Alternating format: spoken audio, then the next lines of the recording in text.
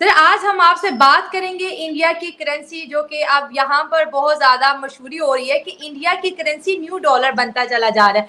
आज की खबर ये है कि अफ्रीका के 24 कंट्रीज में इंडिया करेंसी को इस्तेमाल किया जा रहा है और भारत का यही नारा है कि भारतीय सामान खरीदना है तो इंडियन करेंसी में डील करें। क्या ये ऐसे नहीं होता मित्रों, मैं शासन में बैठा हूं, मुझे मालूम है इस प्रकार से रुपया इतनी तेजी से गिर नहीं सकता। अरे ये नेपाल का रुपया नहीं गिरता है, बांग्लादेश की करेंसी नहीं गिरती है, पाकिस्तान की करेंसी नहीं गिरती, श्रीलंका की करेंसी नहीं गिरती। क्या कारण है हिंदुस्तान का रुपया पतला होता जा रहा है? अस्सलाम वालेकुम। वालेकुम सलाम। आपका नाम? मनीर भट्ट। मनीर साहब क्या करते हैं आप? मैं फारिग हूँ। अच्छा। बस वो सिस्टम चल रहा है जरा। जबरदस्त। अभी आप ये करेंसी शॉप के बाहर खड़े हैं जहाँ पे करेंसी एक्सचेंज होती है। डॉलर की कीमत दिन ब दिन पाकिस्तान में बढ़ती जा रही है, कोई कंट्रोल नहीं है। दूसरे कंट्रीज की अगर बात करें, खासतौर पे इंडिया की बात करें, उन्होंने काफी टाइम से डॉलर को कंट्रोल करके रखा और अपनी करेंसी इंटरनेशनल ट्रेड के लिए यूज कर रहे हैं। क्या कहना चाहेंगे इसके ऊपर? हमारे यहाँ में और उनके वहाँ में क्या फर्क है? देखे ये जिसने पाकिस्तान बनाया था उसका नाम था कायदे आज़म। उसने 40 साल जद्दोजहद की है। उसको कैसे मारा है आपको पता है ना? उसको उसकी 2.5 घंटे लाश मच्छी मंडी कराची बाहर पड़ी रही है। वो जब वो ख़राब हुई है, क्या नाम उसका, वो एम्बुलेंस ख़राब, कोई कह रहा था पेट्रोल ख़त्म हो गया, कोई कहता है ख़राब। जब वो मर गया उसको लेकर अंदर गए हैं, वो मर गया हुआ था। उसके बाद उसकी जो बहन थी फातिमा, उसको भी मार के इन्होंने, अयूब खान ने मार के गद्दार भी कह दिया गया। गद्दार। और तीसरे दिन उसकी लाश जो है ना जख्मों से चूर निकली है। उसने कहा कि मुझे कायदे आज़म के कदमों में दफन करना है। इन्होंने 20 मील दूर जाके उसने दफन कर दिया। इनसे क्या मिलना है? नहीं, लेकिन चेंज तो लाना जरूरी है ना। मैंने आपसे बोला बात करेंगे, आपने ये बोला कि हमारे बात करने का फायदा नहीं होगा। हम नहीं बात करेंगे तो हमारा जो मुल्क है ना, इधर जो है सारे गद्दार इकट्ठे हुए हैं। तो उसमें हम भी आते हैं। अगर आपके सारे गद्दार, हमने क्या, मैं तो ये जानती हूँ कि जैसे ही अवाम वैसा हुक्मरान।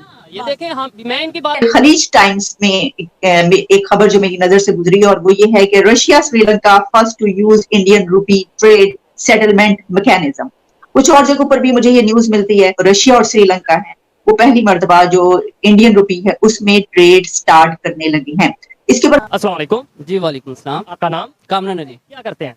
जी मैं सॉफ्टवेयर डेवलपर हूँ। सॉफ्टवेयर डेवलपर हैं। जबरदस्त। जिस टॉपिक पे वीडियो रिकॉर्ड कर रहे हैं वो ये है, अगर करेंसी की बात करें, किसी भी कंट्री की करेंसी की, उसकी वैल्यू डॉलर के हिसाब से गिरने का मतलब ये है कि उस कंट्री में गुर्बत की रेशो बढ़ेगी, उस कंट्री के जो गरीब अवाम है उनके लिए इश्यूज आएंगे। ठीक है, अभी पाकिस्तान की करेंसी की बात करें और साथ जो उनसे दूसरे कंट्रीज हैं, इवन इंडिया की करेंसी की बात करें, दिन ब दिन उनकी वैल्यू बढ़ती जा रही है, हमारी करेंसी की वैल्यू कम होती जा रही है। 18 कंट्रीज ऐसे हैं जो कि जिनको इंडिया ऑफर कर चुका है कि आप इंटरनेशनल ट्रेड हमारी करेंसी में करें।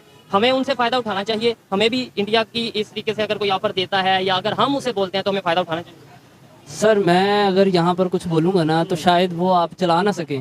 पहली बात आप बोले, आप उसमें दो चीज़ें आ जाती हैं कि नो डाउट हम अपनी पाक फौज से बहुत ज़्यादा प्यार करते हैं, लेकिन पाक फौज ने जो पाक फौज के ऊपर बैठे हुए जनरल्स हैं ना, उनकी वजह से पाकिस्तान जो है तहबाला कर दिया गया है। पहली बात। अब अगर आप बात करते हैं ना करेंसी के हवाले से, देखें हर चीज एक दूसरे के साथ मुंसलिक है।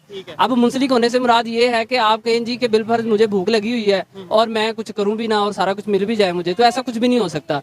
आप बात कर रहे हैं, मैं बल्कि आपसे बात ये कर रहा हूँ कि हमारी अगर एस्टेब्लिशमेंट अच्छी हो, वो हमारी फॉरेन पॉलिसी जो है वो हमारी अच्छी चलाने दें। एस्टैब्लिशमेंट फॉरेन पॉलिसी तो नहीं चलाती है भाईजान। ये सारी चीजें मैं आपको सिंपल वे में बता रहा हूँ कि हर चीज को कंट्रोल हमारी एस्टेब्लिशमेंट कर रही है, इसके अलावा और कोई भी चीज नहीं है। ये चीज शुरू हुई थी 13 जुलाई 2022 में, जब आरबीआई ने, रिजर्व बैंक ऑफ इंडिया ने एक सर्कुलर निकाला था, now the exports can be in dollars.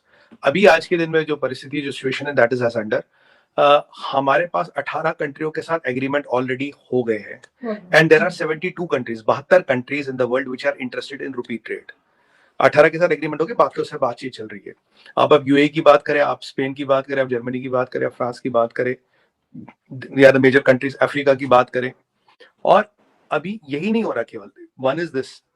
अब ये आप जानते हो कि जैसे ये करेंसी 40 कंट्रियों में चलने लगी है, 50 कंट्रियों में, it will enter IMF global kitty, IMF basket. IMF की बास्केट बनती, it will become the global currency of the world. अब आपका सवाल होगा, why should your currency be a global currency? So rupee is the new dollar, is a reality of life. De-dollarization is happening at an alarming rate.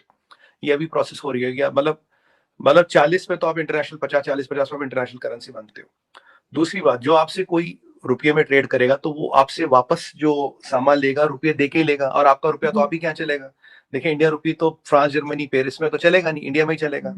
कल आपने देखा होगा, our trade has crossed $770 billion. Yes. Our exports have बहुत crossed. बड़ी खबर जी। The US dollar is facing a backlash. The forefront of this is BRICS. That's Brazil, Russia, India, China, and South Africa. Now, Russia thinks that BRICS should do more, so it has floated the idea of a common currency. Reports say they're working on a proposal which is likely to be taken up in August. That's when the BRICS summit will be held in South Africa. How will this happen? Some of this is already happening, like the settlement of trade in national currencies. India has an agreement with Russia. It's called the Rupee-Ruble Trade Mechanism, but Russia has more expectations from India. It is banking on India for more support, and Russia has similar hopes from China, and it's not going to be easy. Will China, that wants the yuan to replace the US dollar, agree to a BRICS currency? And would India want economic integration with China, especially given the challenges at the border? These conflicting priorities are the biggest roadblocks before the BRICS today. और अब जब ये trading हमारे रुपयों से होगी तो जो खरीदेगा, हमसे खरीदेगा या गुड्स खरीदेगा, सर्विस खरीदेगा, that will increase the quantum of trade more. और 72 कंट्रियों की अगर मैं बात करूं तो 72 कंट्रियां मोटा मोटा आधा is half of the world, right. 200 कुल कंट्रियां, कुछ तो बहुत छोटी है, मतलब 70 countries is half of the world. Dedollarization is happening और वी हैव, अगर आप गोल्ड रिजर्व्स की बात करें, what backs our currency? If you look at the gold reserves, we have the 8th highest gold reserve in the central bank of India.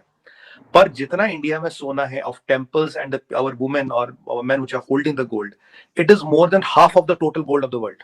तो पूरी दुनिया में जितना आधा सोना वो हमारे पास ऑलरेडी है। That is the guarantee of our currency. Our economy is the fastest growing economy. That is the guarantee of our currency. We are a nuclear triad.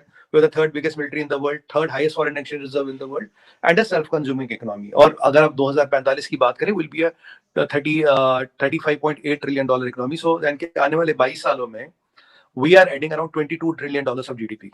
आप हमारे फाइनेंस, डिजिटल पेमेंट्स की बात करें, for example, now digital payments itself is a $6 trillion market. 66%, more than 66% of the payments are digital. हमारे यहाँ उतनी digital payment होती है जितनी अमेरिका, यूरोप और चाइना से ज्यादा होती है हमारे डिजिटल पेमेंट्स। हमारा retail is around 3 to 5 trillion, space is around $1 trillion, tourism is around $1 trillion। तो हमारे जितने भी सेक्टर्स है बिग। और आपकी बार बजट में there has been a huge infrastructure push, ताकि कैपिटल एक्सपेंडिचर किया जाए, ताकि नई नई चीजें लाई जाए, नई नई चीजें लाया जाए। आज हमारा 5G रोल आउट देखे, our 5G roll out is faster than United States of America, we have surpass China in 5G rollout जब कभी हुआ। 6G में देखिए we have filed more than 100 patents।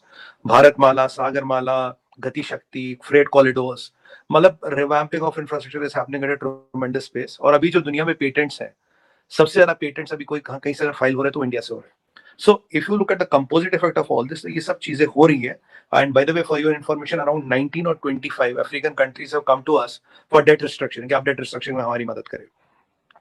And now we are talking of the Global South. अगर आप Italian prime minister की बात सुने, मिस मेलोनी की, तो उन्होंने कहा कि already India is the leader of the Global south. तो ग्लोबल साउथ में शैला जी, 90% of the countries come under global south. तो जब आप ये पूरा एक नेट बना रहे हो, हमारे G20 का अगर आप वो देखें, पंचलाइन वासुदेवन कुटुंबकम, the world is one family, one world, one earth, one future. तो हम जो चीजें ले रहे हैं, टेक्नोलॉजी की बात करें, अपने UPI की बात करें, किसी भी चीज की बात करें, पूरी दुनिया को मद्देनजर रखते हुए कर रहे हैं। We are not only doing for ourself and in isolation. एक और बड़ा अहम सवाल खड़ा होता है यहाँ पर, और वो ये है कि आप जानते हैं कि डॉलर की मोनोपोली है। तो जो दुनिया की सुपर पावर्स हैं, अगर वो जब इस तरीके से देखेंगे कि इंडियन रुपी जो है वो ऐसे ऊपर आ रहा है, या ये कि कहीं ऐसा तो नहीं है कि ये जो है रिप्लेसमेंट है, तो क्या वो ऐसा होने देंगे? डॉलर को डिडॉलराइज करने की सबसे बड़ी कवायद तो अमेरिका ने की है। रशिया से इसको स्विफ्ट से निकालने का मतलब क्या था? अगर आप कंट्रियों को स्विफ्ट से निकालते जाओगे तो necessity is the mother of evolution finds its own base. हुआ क्या? आपने रशिया को निकाला, रशिया ने ऑल्टरनेट किया और हम रुपए ट्रेडिंग में आ गए। धीरे धीरे आपने सऊदी अरबिया पे, आप कह रहे हो जी हम उनपे वो लगाएंगे, नोपेक लगाएंगे। अगर आप नोपेक उन पे लगाते हो, आपके कांग्रेस ने उसे पास भी कर दिया यूएस में, तो Saudis will have no installation in US. इसका मतलब है कहीं ना कहीं सऊदियों को की जो उनकी प्रॉपर्टी, जो उनके एसेट्स है, they can be even attached in US after NOPEC. NOPEC is a very dangerous thing which Joe Biden decided to approve. बाकी दिन ब दिन ये जो वॉर हो रहा है, और आपने लास्ट टाइम क्या किया था, आपने $3 trillion छापे थे कोविड के टाइम में। अमेरिका क्या करता है जी, डॉलर छापता और उनको रोकता है। जैसे लोकल करेंसीज महंगी होती है डॉलर के, धीरे धीरे करके डॉलर छोड़ता है। मतलब इकोनॉमिक्स में वो क्या करता है, जो डॉलर प्रिंटिंग करने से इन्फ्लेशन अमेरिका में एक्यूमुलेट होती है, वो धीरे धीरे करके हर छोटी कंट्री में डिस्ट्रीब्यूट हो जाती है। ये मैकेनिज्म रहा है ट्रेडिशनल अमेरिका का। कोविड के टाइम में उन्होंने $3 trillion छापे। और आपको एक और बात बता दूं, अभी जो बाइडेन को $1.7 trillion चाहिए खर्चा चलाने के लिए, फेडरल रिजर्व से मांग रहे हैं $1.7 trillion।